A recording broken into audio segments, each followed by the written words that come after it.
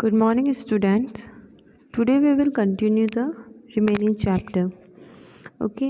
In the previous lecture, we have discussed about how the British Europeans came to India and who was the first European who landed in India. And he was a Vasco da Gama Portuguese. And after the Portuguese, the Dutch people, French, and the English traders came to India for the trading, and then they were fighting for the bigger share for their trade. So at last the Britishers defeat the others and they control on the trade in India.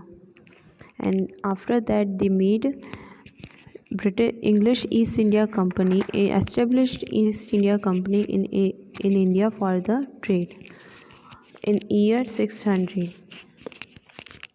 So in this topic, we will discuss about how the British control over the India. Okay. The wealth taken back to Britain by the traders of the East India Company was used to fund in the Industrial Revolution in Britain. Okay. India से वो जो भी उनको पैसा मिलता था, ठीक है, ट्रेड में वो जो भी पैसा कमाते थे बिजनेस में, वो सारा पैसा ट्रेडर्स ईस्ट इंडिया कंपनी के जो बिजनेसमैन थे वो सारा पैसा वो लोग ब्रिटेन भेजते थे to use the fund in the industrial revolution in Britain. Britain के अंदर इंडस्ट्रीज़ के अंदर वो पैसा लगाने के लिए वो सारा फंड इंडस्ट्रीज़ के अंदर, मशीनरीज़ के अंदर लगाने के लिए जो भी इंडिया से उनको पैसा या फिर ट्रेडिंग में जो भी उनको प्रॉफिट होता था वो ब्रिटेन वो लोग भेज देते थे. The British now needed to study supply of raw material for factories. अब ब्रिटिशर्स को इंडिया के साथ कंटिन्यूसली बिजनेस करना था बिकॉज इंडिया से उनको ईजिली सारा रॉ मटेरियल ईजिली अवेलेबल हो जाता था, बट वो रॉ मटेरियल कंटिन्यूसली वो अपने कंट्री के अंदर, ब्रिटेन के अंदर कंटिन्यूसली भेजना चाहते थे. They also needed a market to sell the good being made by factories. Okay, अब उनको मार्केट के ऑब्वियस जो भी वहाँ ब्रिटेन के अंदर जो भी उनका प्रोडक्ट बनता था, अब उनको सेल आउट करने के लिए उनको मार्केट की भी ज़रूरत थी. Soon the Britishers were not content with being mere traders in India. They wanted to control the land. अब जल्दी ब्रिटिशर्स का मेनली कंट्रोल इंडिया के साथ ट्रेड करना ही नहीं था, बल्कि उनका ये भी बन चुका था कि अब वो इंडिया के लैंड्स के ऊपर भी कंट्रोल कर सके, जिसकी वजह से they whatever they wanted to cultivate in India they could. जो भी वो इंडिया के अंदर उगाना चाहते थे for raw material they could, वो कर सके, इसलिए वो इंडिया के लैंड्स पे भी कंट्रोल करना चाहते थे. Declining of a Mughal empire. Around 25 to 50 years ago, the Mughal Empire in India had started declining. आज से 250 years पहले इंडिया के अंदर मुगल एम्पायर जो था, मुगल डायनेस्टी थी, वो धीरे धीरे डिक्लाइन होना स्टार्ट हो चुकी थी, ख़त्म होना स्टार्ट हो चुकी थी. Several religion kingdom emerge. जो दूसरे किंगडम के जो किंग्स थे, रूलर्स थे, वो एक साथ इकट्ठा हो चुके थे, यूनाइटेड हो चुके थे. The British took advantage of the constant fighting between them and started gaining control over the India. अब इसका फ़ायदा किसने उठाया? ब्रिटिशर्स ने. बिकॉज किंग्स के बीच में, सारे रूलर्स के बीच में और मुग़ल एम्पायर के बीच में, जो उस टाइम मुग़ल डायनेस्टी का जो एम्पायर था, उन लोगों के बीच में फाइटिंग्स होने लगी, लड़ाइयाँ होने लगी. अब इसका फ़ायदा उन्होंने उठाया, ब्रिटिशर्स ने इसका एडवांटेज उठाया और इंडिया के ऊपर धीरे धीरे कंट्रोल, इनके लैंड के ऊपर धीरे धीरे कंट्रोल करना स्टार्ट कर लिया. The first stage of British conquest of India was the marked by the battle of Plassey in 1757. और जो उनकी फर्स्ट जीत थी, इंडिया की ब्रिटिशर्स की जो फर्स्ट जीत थी, वो कौन सी जीत थी? Battle of Plassey. इन 1757 के अंदर बैटल ऑफ प्लेसी हुई थी, जो इन ब्रिटिशर्स की फर्स्ट जीत थी. अब बैटल ऑफ प्लेसी क्या था? इस बैटल के अंदर क्या हुआ था? In this battle the British defeated Sirajuddaula the nawab of Bengal and become very powerful in Bengal. Okay, इस बैटल के अंदर ब्रिटिशर्स ने जो बंगाल का जो नवाब था सिराजुल दौला उसको हराया और ब्रिटिश बंगाल के अंदर सबसे पावरफुल बन गए। ओके, इस तरीके से बैटल ऑफ प्लासी इनकी फर्स्ट स्टार्टिंग थी to control all over the land in India, और और ये बैटल कब हुई थी? 1757 में। Over the next 100 years, they extended their control over most of India. फिर आगे के 100 साल में 100 साल में वो धीरे धीरे करके पूरे इंडिया के हर एक जगह पर उन्होंने अपना कंट्रोल कर लिया। So they were not only traders in India any more, अब वो इंडिया के अंदर सिर्फ ट्रेडर्स ही नहीं बन के रहे। डिसकंटेंट अमंग फार्मर्स, अब फार्मर्स के अंदर किस तरीके से निराश हो गए वो लोग, किस तरीके से ब्रिटिशर से वो डिसअपॉइंटेड थे, एंग्री थे। Soon there was a widespread discontent among the Indians. The officers of East India Company used unfair means to get richer. अब धीरे धीरे ब्रिटिशर्स जो ने इंडिया के ऊपर कंट्रोल कर लिया, तो इसकी वजह से इंडियंस बहुत ज़्यादा डिसअपॉइंटेड हो गए, उनकी बहुत ज़्यादा गुस्सा हो गए थे, ब्रिटिशर से बहुत ज़्यादा निराश हो गए थे। बिकॉज जो ईस्ट इंडिया कंपनी के जो ऑफिसर्स थे वो मतलब इंडियंस के साथ अनजस्टिस करते थे, बहुत गलत करते थे, और वो लोग टू बिकम अ रिच, वो ज़्यादा पैसा कमाने के लिए, अमीर बनने के लिए वो इंडियंस के साथ बहुत बुरा करते थे, अनजस्टिस करते थे। हाउ? अब पढ़ते हैं अपन आगे। The farmers in the India were forced to grow the crops like indigo and cotton, which provided the British with the raw material for their factories. अब इंडिया के अंदर फार्मर्स को फोर्स किया जाता था कि उनके फार्म्स के अंदर, उनके फील्ड्स के अंदर ओनली इंडिगो और कॉटन की ही कल्टीवेशन हो।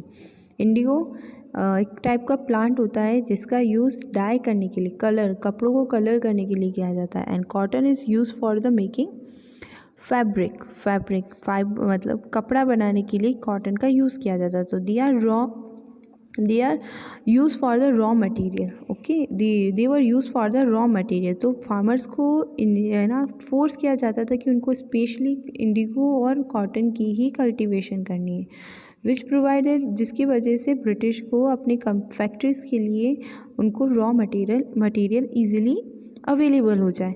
British purchased at very low price. At the result, farmers suffered and they become poorer while the British made huge profit.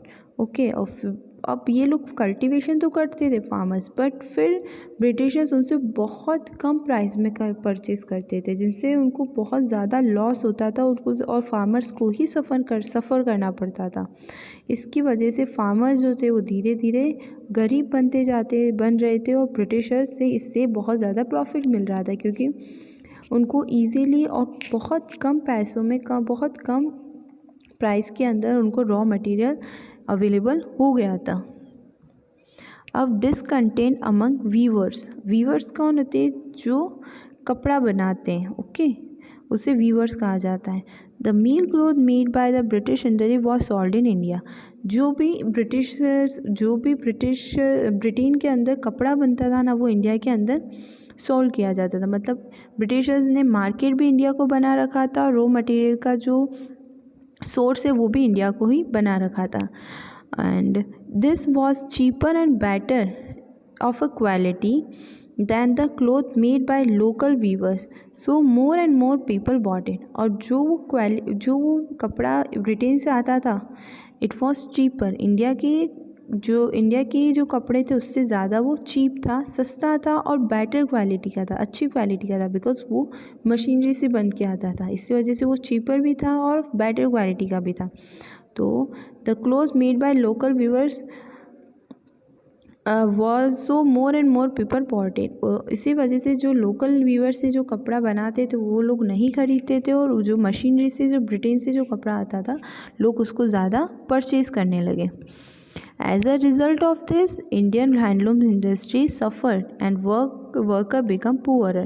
और इसका क्या रिजल्ट हुआ? इंडिया की जो हैंडलूम इंडस्ट्री थी, जो लोग आज से कपड़ा बनाते थे, वो धीरे धीरे बिल्कुल ही ठप, मतलब ख़त्म होने लगी, बहुत ज़्यादा लॉस में जाने लगी, और वर्कर्स जो थे वो पुअर होने लगे, गरीब होने लगे, बिकॉज उनके पास कोई ख़रीदने के लिए कोई आता ही नहीं था, तो उनको कोई पैसा मिलता ही नहीं था, इसकी वजह से वो लोग गरीब होने लगे।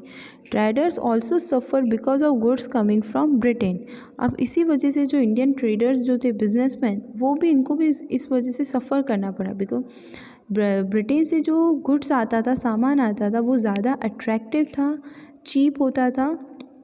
इसी वजह से लोग वहाँ की चीज़ों को ज़्यादा प्रेफर करते थे, वहाँ की ब्रिटेन की चीज़ों को ख़रीदते थे, और इंडिया की चीज़ें इस तरह, इंडिया की जो गुड्स थे, इंडिया के जो प्रोडक्ट्स थे, कोई भी नहीं परचेज़ कर रहा था। इस वजह से ट्रेडर्स, बिजनेसमैन भी इससे सफ़र हुए, उनको भी सफ़र करना पड़ा। अब डिसकंटेंट अमंग ट्रेड अदर, अब दूसरे लोगों किस तरीके, अपने फार्मर्स पढ़ा, फार्मर्स किस तरीके से उनको सफ़र करना पड़ा, वीवर्स एंड ट्रेडर्स। अब दूसरे डिसकंटेंट अमंग दूसरे इंडियंस के अंदर जो बाकी जो बचे थे इंडियंस, उनको किस तरीके से सफ़र करना पड़ा, वो अपन पढ़ते हैं। The British made unjust law through which they could make control of more and more kingdom of India. अब ब्रिटिशर्स ने कुछ ऐसे रूल्स बना दिए जिसकी वजह से इंडिया के ज़्यादा से ज़्यादा किंगडम्स पर, ज़्यादा से ज़्यादा लैंड के ऊपर वो लोग कब्जा कर सके, अपने अंडर में कर सके। Like one such law that if the ruler died without a child his kingdom would be taken over by British. अब एक ऐसा रूल था कि कोई भी रूलर है, राजा है, ओके, उसकी डेथ हो जाती है and he didn't have a kid, उसका कोई बच्चा नहीं है, तो वो जो उसका जो किंगडम होगा, जो उसका राज्य होगा, उसका लैंड होगा, वो ब्रिटिशर्स के अंडर में आ जाएगा। No other can could make their own, कोई भी दूसरा किंग जो है वो उसको अपना नहीं बना सकता। They would directly control under the British. This made the Kings and Nawab of the India very unhappy. इसकी वजह से इंडिया के जो नवाब्स थे, इंडिया के किंग्स थे, वो बहुत नाखुश थे, वो बहुत डिसअपॉइंटेड थे किंग ब्रिटिशर्स से। Many of Indians were unhappy. Whenever such situation exists, there is a chance of revolt and uprising. बहुत सारे इंडियंस जो थे वो बहुत नाखुश थे, बिल्कुल खुश नहीं थे ब्रिटिश से। अब जब ऐसी सिचुएशन हो जाती है तब क्या होती है, रिवॉल्ट होती है, लोग आगे आते हैं, अपराइज करते, उस चीज़ को है ना, उस चीज़ के अगेंस्ट में चले जाते हैं। Everyone got together in this and happened in this is what happen in India in 1857। अब सब लोग इंडियन, सारे इंडियन जो इन ब्रिटिशर्स के अगेंस्ट में हो चुके थे, अनहैप्पी थे, वो सब लोग मिल चुके थे, टुगेदर हो चुके थे, और ये हुआ अब this is what happen in 1857। Okay, अब 1857 में फिर first war of independence start हुई।